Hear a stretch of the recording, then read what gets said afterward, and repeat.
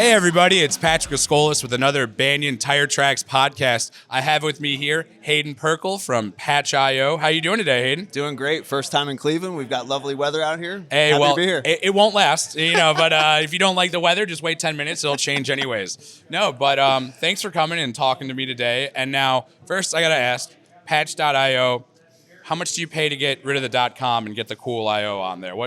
Hey man, we're trying. We're working on it. Yeah. We're working on it. Hey, it's better. It sets their ways. So first off, let me start with saying, what do you do at Patch? And then why don't you tell me a bit, who is Patch? Cool. Yeah, absolutely. So I head up the account management and solutions engineering team at Patch. And in that role, we're really focused on helping our customers integrate our software. Okay. So we're really focused on activation. Gotcha. Then we think about how we can help them grow together. All right. By creating more value for them throughout the sort of the duration of the relationship. So you're working with the different clients or customers Exactly. that way. Okay. Exactly. Getting it to work best for them, per se. Exactly. So me and my team, we've been deeply working with the Banyan folks, the Banyan product team on building out the integration that you guys are going to be talking about later today. Yep, that sounds great. And so with Patch.io itself, carbon footprint, where did the whole thing start? Why is this something that's a business for you guys? You give me kind of I know we don't have all day, but at the same time, give me a quick elevator pitch there. Yeah, I think sustainability, climate in particular, is this very, very top of mind thing for businesses of all types these days. And is that this is one that's always debated in my head. Is that just out of the good of our heart? Is that for looking for the future, or is there business advantages to that? I think it's a mix of both, right? Okay. So I think working in the climate space, participating in the voluntary carbon markets is really, really mission critical for helping to mitigate the very real impacts of climate change. Okay. But I think a really important thesis for us here at Patch is, how can we help you kind of participate in climate action or use climate action to actually drive really important business objectives. So things like customer acquisition, because your customers are also thinking about climate. Right. And so you can use these integrated climate action tools to open up new revenue streams. Go out and win more business, yeah. Go win new business, satisfy investors and other stakeholders that you may be working with. Okay, so Banyan, we used to be bread and butter LTL. Obviously now we do full truckload, parcel, local carrier. Within the logistics industry, they always like to say that LTL specifically is kind of green because you're making sure that any trip out, you're loading up your truck to come back, so there's not an empty load there. What is that industry responsible in carbon footprint right now? How big is that? Is it the biggest? What does that look like? Yes, I think the latest numbers that I've seen is that the freight industry across all freight types is something like 8 to 10% of global emissions. Just the entire thing? And as humans, we emit something on the order of 50 billion tons of carbon annually. And that's not just when we have chili or anything? That's not just when we have chili. That's exactly right. And then I think in terms of on-the-road freight, that's something like 50% of that 8 to or 10% is sort of derived from on-the-road freight. Okay. And the reason for that is, one, we're seeing a big increase in things like e-commerce, and so there's a lot more things like last-mile delivery, for example. But then also, it's just the carbon intensity of on-the-road freight is way different than some other types of freight. Okay. So I think I saw recently that on-the-road freight is on the order of 100 times more carbon intensive than cargo that's shipped via cargo ships. Okay. Which is where the bulk of freight is delivered. Got you. That's really interesting. And when you talked about e-commerce, during obviously the COVID time when e-commerce popped up and the logistics was kind of crazy, is that a time where we saw carbon emissions go up or go down? I'm not actually quite sure what happened. Globally, emissions went down, and that was largely because other things. Everybody locked in their house and stopped driving. We weren't going anywhere. We weren't taking flights anywhere. Nobody Right. went on vacation for 2 years. But at the same time, I was never an Amazon user until COVID hit. Right. And then I started kind of getting alarmed by the fact that I had a mountain of cardboard boxes in my kitchen every week of all the new stuff that I just had to have while I was They got you good. They got me. They got you good. Bezos got me good. No, and so what is obviously, like we talked about, there's the importance of the knowledge for it. But what do you do because obviously Patch does both tracking, and that's great for just knowing where it is. What do you do with that knowledge once you have that of okay, we have a quarter worth of shipments. Here's what carbon footprint our trucks are responsible for, or if I'm a shipper, our shipments. What do I do now? What is my thought process then? Yeah, absolutely. So I think it may be helpful to actually take a quick step back Yeah. and sort of outline how we think about sort of the climate action journey, Okay. which has generally 4 primary components. All right. The first is measurement, which is what you were talking about with the tracking piece, right? So that's Yep. carbon accounting, which could be helping a business understand their holistic carbon footprint across all of their operations, or it could be footprint measurement of a particular activity, such as sending a specific shipment from A to B, credit card transaction for a purchase that's made. You can footprint a Right. whole lot of activities. Right. So that's the first step. Up next, and arguably most important, is actually reduction. And so it's really critical that we take So that. once 50 you have the data, look at where you can cut it. Right. And so does that mean we're going to start using renewable energy within our offices? Does that mean we're going to start electrify our fleet? Okay. Things like that, Yep. where you're actually just reducing the amount of carbon that you emit into the atmosphere in the first place. That's Like fair. what we always say at Patch is the best ton of carbon is the carbon that was never emitted in the first place. Right. It's easier to prevent in the first place than have to figure out and clean it up after the Keep fact. it in the bottle. That's Okay. exactly right. That's great. But the reality is that it's very, very difficult. We're never getting emissions down to zero. There's always going to be unabatable emissions. Well, and then we'll still all be around, right? I hope so. Yeah. I hope so. And that's where the third piece of sort of the climate action puzzle comes into play, and that this is where we play the most prominent role, which is around compensation or removal. Okay. And so we enable businesses to access a wide range of carbon reduction and carbon removal projects. And by projects, these are generally for-profit businesses that are doing the hard work on the ground Okay. of reducing or removing the carbon that's put out there. And so that could be anything from reforesting a Okay. forest. And Yeah. so those trees are, of course, eating the CO2 Right, and exactly. storing that within the wood itself. Or now we're seeing sort of a spike in what we call human engineered or tech-based removal technologies. And so that's And what does that look like? An example of that? the best example, kind of the easiest one to understand, I think, is something like direct air carbon capture, which are Oh. these almost You don't giant. have someone going out in a net? No, but they are basically like giant industrial vacuums that ingest air, Really? induce a chemical reaction which isolates the carbon, which can then be sequestered by, let's say, pumping it back into the ground where it came from, where theoretically it should stay forever. That's awesome. And so we play around in the footprint measurement piece, which is what we're supporting with Banyan. So Right.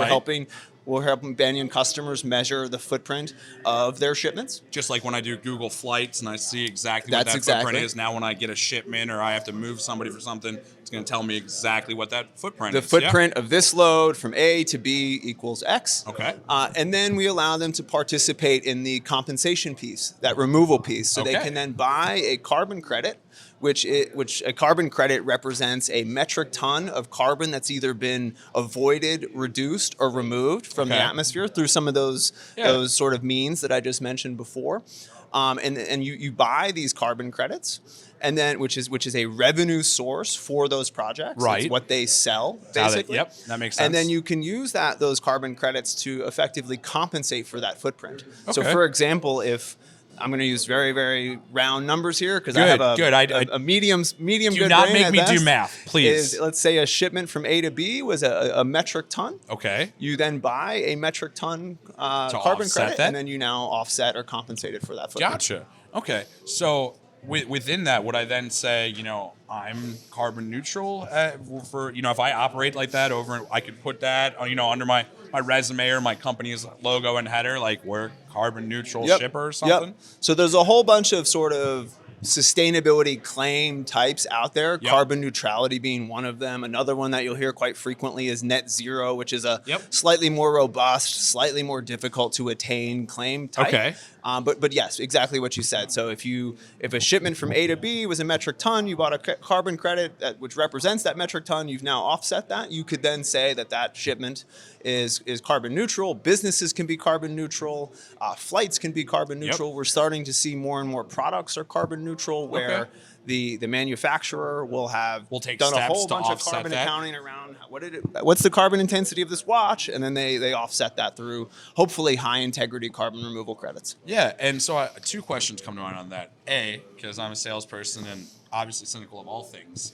So if someone says something like net zero, is there someone that comes out and audits or like gives you a stamp of approval on that, or what does that look? Or I put it on there and see if anybody notices for a So while. it's kind of a mixed bag. Kind of depends where you're based. It's a little wild west in some Okay. ways, if we're being perfectly honest. There, but something like a net zero, there are organizations like such as SBTI, which has a whole bunch of rules in place. Okay. In terms of sort of process that you have to follow, things that you need to achieve in order for you to sort of So ascertain. they'll that make label. sure that's a real, Yeah. they'll give you the stamp and maybe a badge, Yeah. and say, there you go, you've earned Absolutely. it. Okay. Absolutely. And then within my second question there is, how do you find these projects? Did he give some guys at MIT that really like granola, some money, or what? How does that work?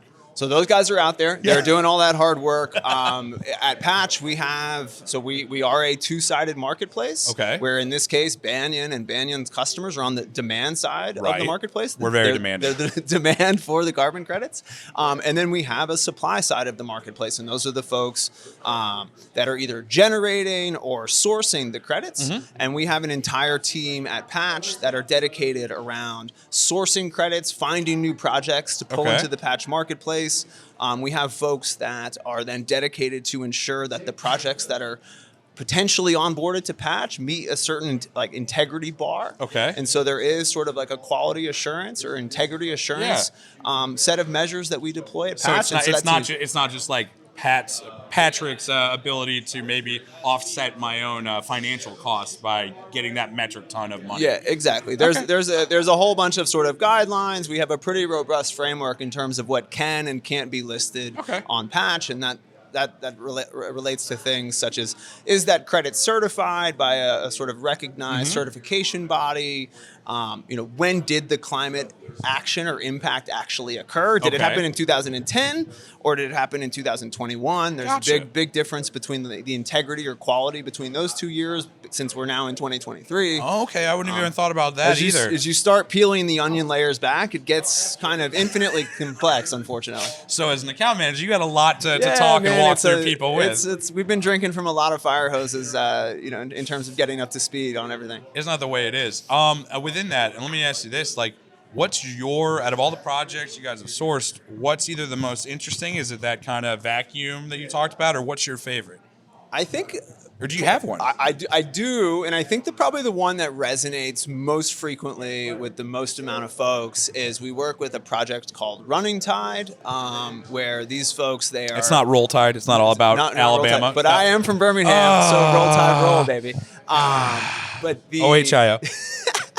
tough start to the season That's for okay. us. That's all right. But so Running Tide, they grow kelp off the coast in the Atlantic Ocean.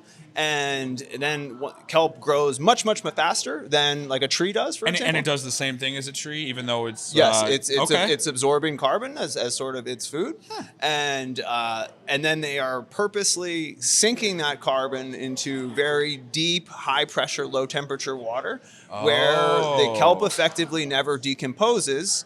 And when organic matter composes, it starts to release the carbon back into the atmosphere. That you're trying to, Right. yeah. And so it's this cool hybrid of a nature-based carbon removal technology or project and a sort of a human-engineered process. Yeah. So it's a hybrid in the sense that human intervention is occurring to make this thing happen. That's very cool. Is that something that's been going on for a while, or is this something that they've really started kind of putting the pencil to and getting technical with? No, this, along with many of the other human-engineered technologies, are all nascent, I would say. Okay. Yeah. All right. No. Now this is good stuff, and if I'm a company out there trying to, let me ask this: Is there a way to get started with it? Like how do you? Because this kind of feels like a big thing. Like we talked about, you peel back the layers, and there's level and more intricacies. How does someone just thinking about it? How would they get started with that? Yeah, absolutely. So I think a really cool thing about working with a company like Patch. So the answer to your question is come to Patch. Yeah, okay. But There you go. The Yeah. reason for that You're allowed to is- plug. That's what you know. the reason for that is we work with businesses of all shapes and sizes and varying degrees of sort of sustainability and climate sophistication. Okay. So we work with SMB retailers that are getting into climate for the first time, and they may have a very small footprint. They maybe don't know anything about carbon credits, Right. and so we work to get them smarter and make an informed buying so there's decision. A consultative approach as well. There's a consultative approach, and you're able to just very easily access what I sort of describe as an e-commerce experience for buying carbon credits. So we have a very easy to use dashboard. I like that. Yeah, people get it. We have a dashboard that people can log into. They can browse our menu of projects. They can click into it, see a bunch of information about the projects. Very cool. And then they can basically just add it to a cart and click buy. And so that's sort of on like the one end of the spectrum. And then on the other end, we work with some of the largest Fortune 100 companies, some of the largest financial institutions in the United States, in the world. We have a big presence in Europe as well. And some of these folks have very, very sophisticated in-house carbon removal teams. Well, I would kind of think so. Yeah. Some do, some don't. And with some of this, like you say, in-house, have some of what Patch been doing kind of been done internally with some niche programs? So they maybe have procured credits. They've certainly evaluated lots of projects, but they'll come to us because we have some really good in-house expertise and say, hey, this is what our portfolio is to date. How do you think we can make that better? Okay. This is the claim type that we're trying to achieve. What do we need to do to get there? What are you guys seeing in the market? And so we have this like very sort of in the weeds, sophisticated conversation that looks very different than they don't have to be experts. They can kind of get your input and go with where you might think that it might be the best bet for them. We're able to support folks that are not experts, and then we're able to support folks that are as sharp as you get. Well, there you go. Whoever you are, talk to Hayden. That's right. It. That's right. Well, you're not going to be talking to me. You're going to be talking to somebody smarter than me. That's for sure.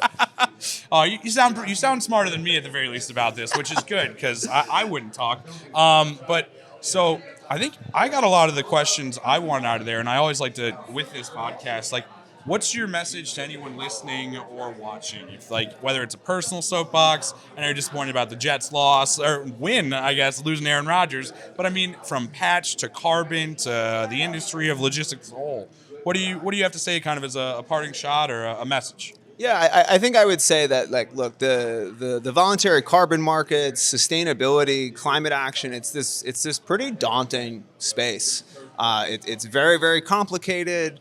You're sort of damned if you do, damned if you don't. In some ways, doing nothing gets you criticized. Doing something, doing the wrong thing gets you criticized. But the simple reality is that we're dealing with like a pretty urgent climate crisis. And when you say urgent, like, how quickly do things need to shift or change? Oh, like yesterday. Yesterday. Okay. Absolutely. And so I think like there are really cool companies out there that can help you sort of dip your toe in the climate action waters. Okay. And like I encourage everybody to sort of start today. All right. Because the issue is if everybody just sort of waits or is worried about this risk or that risk, like the problem's not going to get solved. Paralyzation of overanalyzation. Yeah, that's exactly it. Yeah. No.